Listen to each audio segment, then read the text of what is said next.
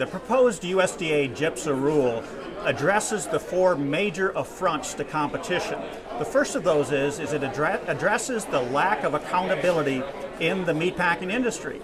This rule clarifies that if a meat packer engages in unlawful activity and harms an individual cattle feeder, that feeder will continue to have protections under the Packers and Stockyards Act. The feeder doesn't have to first show that his neighbors were harmed as a result of that unlawful activity. The second affront that it addresses is the lack of documentation in the industry.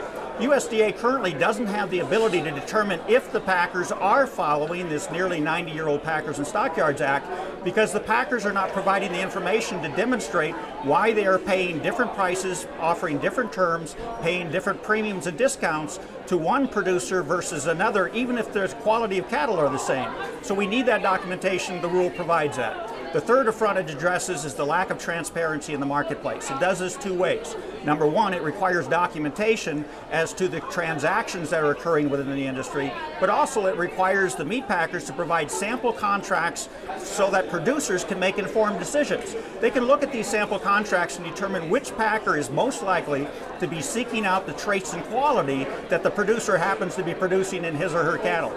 And the fourth affront that this rule addresses is that it addresses the consistent and ongoing anti-competitive practice that are known to exist already in the marketplace. Number one, we know it is inherently anti-competitive for a meat packer to sell livestock to another meat packer, which eliminates that second meat packer's need to go out into the competitive marketplace and purchase the supply needs that they have. The second major ongoing activity it addresses is when three packers get together and they actually hire one single buyer to buy all the cows and bulls that those three packers might need. As a result, they have eliminated competition in many of the auction yards across the country. Because this proposed rule addresses these major affronts, we think it is an essential first step in restoring competition to the cattle industry. Well, what it will do is preserve the integrity of the cash market. The cash market is where price discovery occurs for the entire industry. And even though this addresses the fed cattle market, the final stage in the live cattle supply chain, the price that's negotiated at the fed cattle level is really translates into the base price for cattle throughout the system, affecting 753,000 producers. Whether they're seed stock producers, cow-calf producers, the price of their animals is based on the expected price of the fed animal. This rule is going to preserve the integrity of the cash market where price is discovered. That's going to ultimately benefit the entire industry because it will prevent the dominant meat packers from manipulating the aggregate price of all cattle, which would adversely affect everybody within this industry. So this helps improve competition for everybody in the supply chain. Well, what this rule is going to do is specifically address the integrity of the cash market.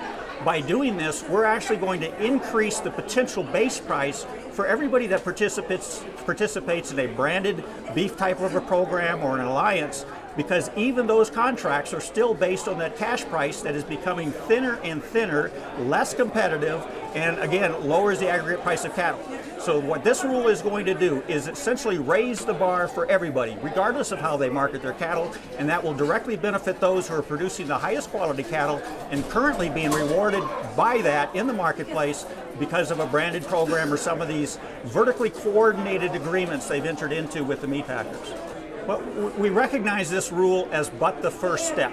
What this rule does is prevent the ongoing erosion of competition in the cattle market. Once we have accomplished that, we have preserved the integrity of the cash market, we will see some improvements in the industry.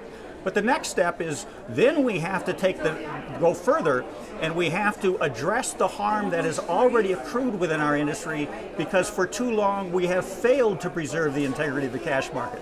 So this rule stops the negative trend we're currently on. The next step has to be, that goes beyond this rule, is we have to begin addressing the antitrust issues, the fact that we have such dominant control over the marketplace that that control actually facilitates the exercise of abusive market power. As a result of these rules that provide clarity as to how the USDA will administer and enforce the Packers and Stockyards Act, only the packers who willingly violate those rules are going to be subject to litigation. And because the packers will know full well that no longer can they target an individual feeder, retaliate against the feeder, perhaps for speaking out against them, they know that as a result of this rule, that feeder is going to have recourse against them. But it's not going to jump into the court system right away. What this is going to allow is USDA to enforce this act by receiving complaints and investigating them. The U.S. cattle industry has been shrinking for the past 30 years in terms of number of participants, the size of our cow herd, and our production has been stagnant for 14 years despite increases in domestic beef consumption. That's an unhealthy industry. What this rule is going to do is, for the first time in nearly 90 years, it's going to provide clarity as to what Congress meant back in 1921 when it said that packers were prohibited from engaging in unfair and deceptive practices that have the effect of harming independent cattle producers. This is a vitally important step in order to restore what's left of our industry, and then we need to work together to go forward. So I encourage producers to comment to the USDA before November 22nd, which is the deadline for this rule, to read the rule and to determine how that might impact their operation. But at the very least, submit comments, let USDA know that they are supportive of efforts to restore competition to the cattle industry, because we know our opponents are going to generate thousands upon thousands of letters in opposition, because this rule is going to affect meat packers in a negative way.